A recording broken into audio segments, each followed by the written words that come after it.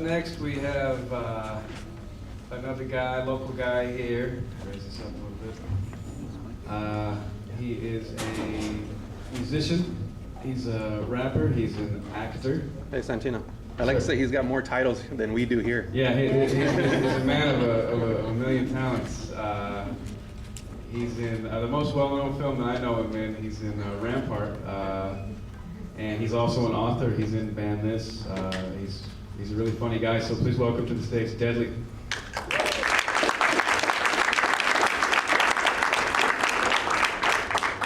Thanks, guys. Yes, I was watching Netflix. You got Netflix? Anyone? Yeah. There's a movie called Walk Proud on there, which is an old cholo like gangster movie. You seen it? Yeah, anyway, it's Robbie Benson, maybe like the whitest fool out there, right? And he plays a cholo gangster, and it's crazy because I'm like watching him, and as soon as he puts a bandana on, I mean his whole walking, his whole image changes. And I could really relate because I was just thinking about the first time that I used a bandana. And I kind of stumbled on it by accident because I grew up in an all like white neighborhood and I didn't even have like cholos or gangsters around me in Denver, Colorado. And I'd heard of Cheech and Chong and that's about it. But the only reason I picked one up is because I was like a teenager and I started getting acne on my forehead, right? And so, you know, I put the bandana on. And here I was, just a lanky teenager, you know, no confidence. But for some reason, as soon as I put that bandana on, you know, my shoulders stopped slumping and I stood up. Yeah. And just like Robbie Benson, Walk Proud, if it could change a white boy, I mean, imagine what it does to a brown boy, man. I mean, it just changed my whole attitude about life, everything. And I noticed as soon as I started like, walking the streets, I was looked at differently. But I just took it. I mean, I was proud, man. I stood different, I walked different, and it really made me feel good one time because I went to my homeboy's pad, a white boy in a rich community, and he said, you know, all my neighbors are really scared of you. I was like, yeah, that's right. And it was all because of this bandana, man. I said, wow, the power of a bandana. And so I always just think about this, man. You know, there was recently a song with LL Cool J, and I know you were cracking on it, and Lalo was cracking on it, everyone's cracking on it, that whole thing where he said something about, you know, I'll forgive your do-rag if you forgive, and I'll forgive your... red flag. What is it? Red flag. Yeah, the red flag, the Confederate flag. And, okay, I know he messed up the way he did it. I know his intention, though. And I think what he's just trying to say is there is some power behind your clothes, you know? But it's really what's underneath it, you know? But it can help you. And I know it helped me to be more proud of who I am. But you need to be careful the way you wear it too. Because it's a thin line between a cholo and a homo. Let me show you.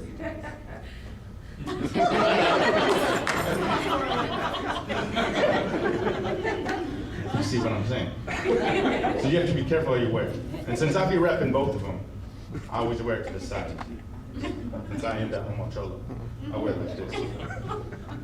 And so this has always been my own little thing right here, since I'm the homo cholo bit. All right, so let me get into something here. I'm gonna just give you a little bio, because I think we're sharing, and I think it's important to share. And I think that's kind of been the problem with being Latinos is we don't share enough. We don't share our stories. And I'm so proud to like be with these guys because, you know, from Luis, from Lalo, to Santino and his books writing, and now art and his art, and all this, and these kind of get-togethers, it's all about sharing. And as a kid, I wasn't privy to that, you know? Like I said, I grew up in like a white neighborhood, and I didn't know my culture, you know? And even in schools, I was not taught, you know, I didn't know a lot of people. I didn't know who Cesar Chavez was. I didn't know who Cel Lopez was. I didn't know who the Corky Gonzalez's were. I didn't know a lot of these people.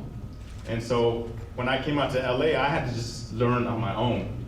And I think what kind of stuck in my head is in college one time, I went to some kind of class. And it's funny, like Lalo was saying earlier, this guy came up to me, and Lalo does a good cholo, but he said, this guy came up to me, and at that time, I was probably whitewashed, man.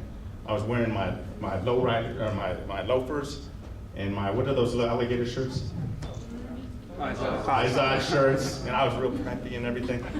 And this other cholo came up to me and said, man, you a sellout, fool. He said, you ain't proud of your race or nothing.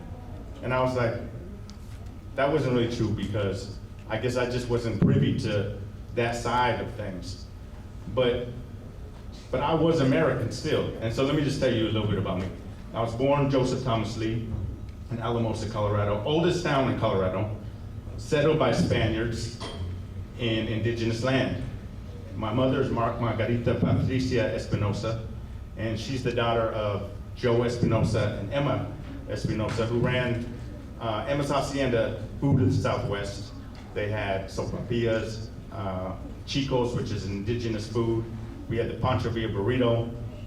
And my grandfather, he was the mayor for 20 years strong.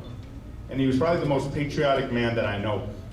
And Santino was talking a minute ago about Joe Arpaio. And every time if my grandfather was alive, I think about my grandfather, who looked like an old Mexican man, but he never considered himself Mexican because he was born on this land. He just felt like he was a proud American. And at the boxing matches, he would always sing the national anthem. And I always think about, if he'd be driving through Arizona, he could be stopped. And so, with your image of, next time when you talk about Joe Arpaio choking on the pork, think of my granddad singing the national anthem like in his face.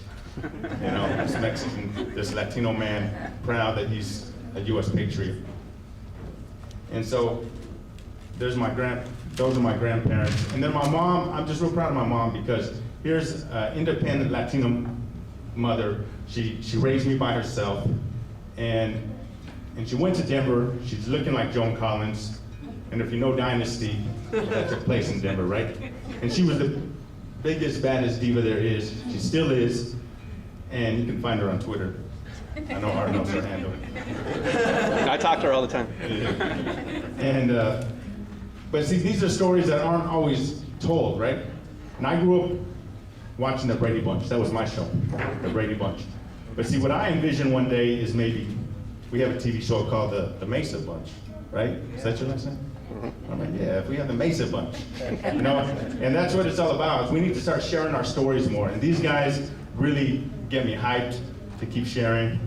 And I think my first year out in LA, I came and met you, Luis. Yeah, out there in Santa Monica. And that's why it's like I was just motivated to start educating myself.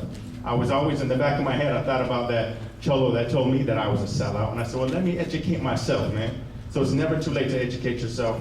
And I applaud Santino for doing these kind of things. And we need more of these. Just keep on doing this. Let's write our stories. Let's write movies. This music, these young people doing music, incredible, right? You know, just keep on telling our stories through art. And if it's not about art, then, you know, just walk proud. So let's go back to that walk proud, where if it's not a bandana, just envision yourself having a bandana, right? Just envision yourself. And if you don't feel proud already, just think you got a bandana. Walk those streets, man. Walk like a cholo, proud, proud, proud. And that's what you got to do. And this whole thing is just about being proud of who you are. And let me end it with a little rap, all right? You can give me a beat or something, like a little hard thing, something like that. Yeah, something like that. A little harder. You can do a little harder. Yeah.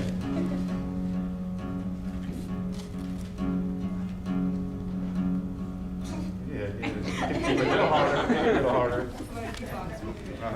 Let me bring my cholos out here. The cholos can be front row by you. Yeah. Give me a little hyper crowd. Yeah. All right.